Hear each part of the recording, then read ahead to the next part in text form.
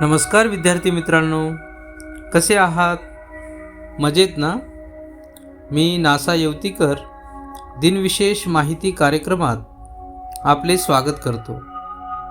आजच्या कार्यक्रमात आपण थोर विचारवंत नरहर कुरुंदकर यांच्याविषयी माहिती पाहूया. लक्ष देऊन ऐका कारण या माहितीच्या आधारे तुम्हाला 5 प्रश्नांची उत्तरे द्यायची आहेत. चला तर मग ऐकूया. थोर विचारवंत नरहर कुरुंदकर. नरहर कुरुंदकर हे आधुनिक मराठी साहित्यातील एक महत्त्वाचे विचारवंत, समीक्षक व प्रभावी वक्ते होते. त्यांनी मराठी साहित्याला तर्कशुद्ध विचार, निर्भीड मतप्रदर्शन आणि समाजाभिमुख दृष्टिकोन दिला. त्यांच्या लेखनातून विवेक, चिकित्सक बुद्धी आणि मूल्यधिष्ठित जीवनदृष्टी प्रकर्षाने दिसून येते. नरहर कुरुंदकर यांचा जन्म 15 जुलै 1932 रोजी परभणी जिल्ह्यात, सध्या हिंगोली जिल्हा, नांदापूर येथे झाला. हिंगोली जिल्ह्यातील कुरुंदा हे त्यांचे मूळ गाव. प्राथमिक शिक्षण वसमतला झाल्यानंतर ते त्यांच्या मामाच्या घरी हैदराबादला गेले आणि तिथे त्यांनी पुढचे शिक्षण घेतलं. साधारणतः 11व्या वर्षापासून कुरुंदकरांनी लिखाणाला सुरुवात केली. त्यांचे शिक्षण वाचन, चिंतन आणि अध्ययन प्रधान वातावरणात झाले. त्यांनी नांदेड येथील प्रतिभा निकेतन माध्यमिक विद्यालयात शिक्षक म्हणून तर नांदेड एज्युकेशन सोसायटीचे पीपल्स कॉलेजचे प्राचार्यपद भूषविले होते. विशेष बाब म्हणजे अखिल भारतीय मराठी साहित्य संमेलनाचे अध्यक्षपद 2दा बिनविरोध त्यांच्याकडे येऊनही त्यांनी त्याला नम्रपणे नकार दिला होता. आपल्या अध्यापनातून त्यांनी विद्यार्थ्यांमध्ये विचार करण्याची सवय लावली. व्याख्यानामधून त्यांनी सामाजिक, सांस्कृतिक, राजकीय आणि साहित्यिक विषयावर स्पष्ट व ठाम भूमिका मांडली. ते विद्यार्थीप्रिय शिक्षक होते. विद्यार्थ्यांच्या अभ्यासाबरोबरच विद्यार्थ्यांच्या सर्वांगीण उन्नतीसाठी ते काम करत.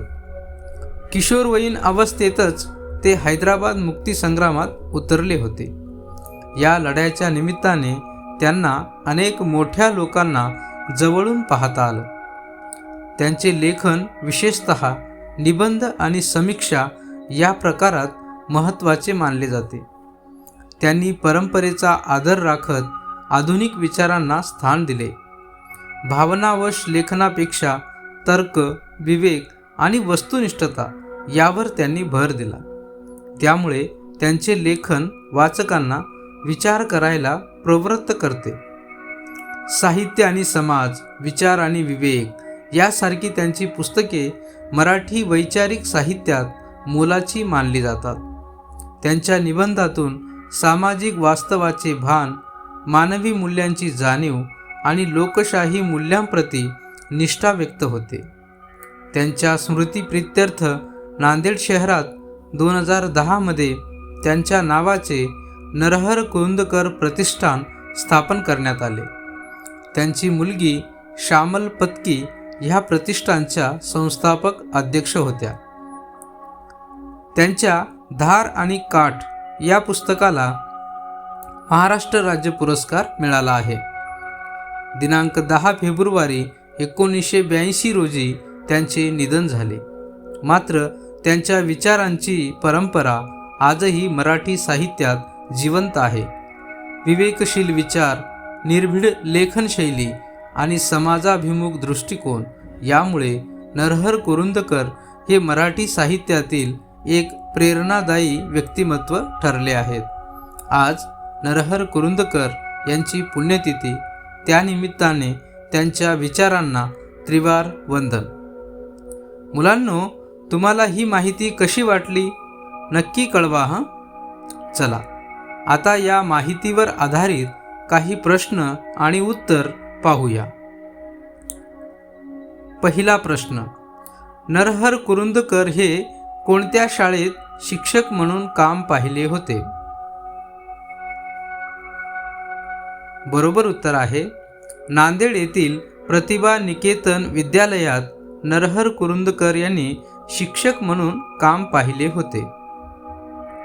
दुसरा प्रश्न, नरहर कुरुंदकर हे कोणत्या कॉलेजचे प्राचार्यपद भूषविले होते?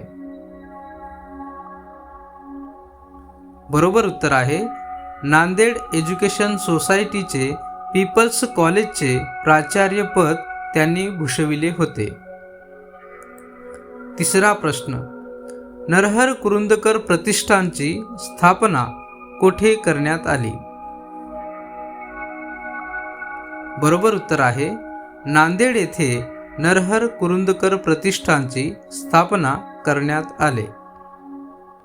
चौथा प्रश्न, नरहर कुरुंदकर यांच्या कोणत्या पुस्तकाला महाराष्ट्र राज्य पुरस्कार मिळाला आहे? बरोबर उत्तर आहे धार आणि काठ या पुस्तकाला महाराष्ट्र राज्य पुरस्कार मिळाला आहे. आणि आता शेवटचा पाचवा प्रश्न, नरहर कुरुंदकर यांचे मूळ गाव कुरुंदा कोणत्या जिल्ह्यात येते? बरोबर उत्तर आहे नरहर कुरुंदकर यांचे मूळ गाव कुरुंदा हे हिंगोली जिल्ह्यात येते. चला पुन्हा भेटूया उद्याच्या दिनविशेष माहिती कार्यक्रमात. तोपर्यंत नमस्कार.